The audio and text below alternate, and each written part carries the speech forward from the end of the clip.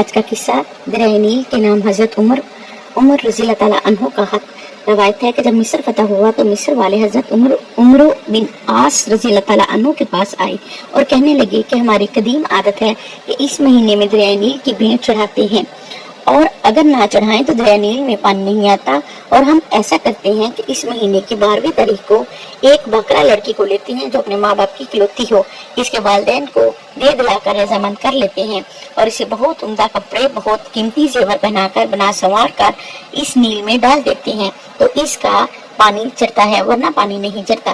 سپہ سالار اسلام حضرت عمر بن عاص رضی اللہ تعالیٰ عنہ فتح مصر نے جواب دیا کہ یہ ایک جہلانہ اور احمقانہ رسم ہے، اسلام اس کی اجازت نہیں دیتا، اسلام تو ایسی عادتوں کو مٹانے کے لیے آیا ہے، تم ایسا نہیں کر سکتے۔ وہ باز رہے۔ دریائے نیل کا پانی نہ چڑھا، مہینہ پورا نکل گیا لیکن دریا خشک پڑا ہوا ہے۔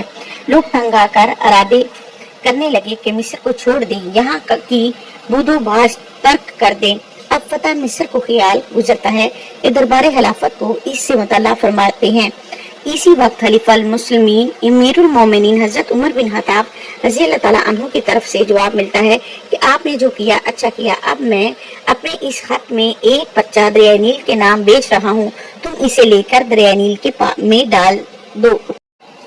حضرت عمر بن عاص رضی اللہ تعالیٰ عنہ نے اس بچے کو نکال کر پڑھا تو اس پر تحریر تھا کہ خط ہے اللہ تعالیٰ کے بندے امیر المومنین عمر کی طرف سے اہل مصر کے دریائے نیل کی طرف۔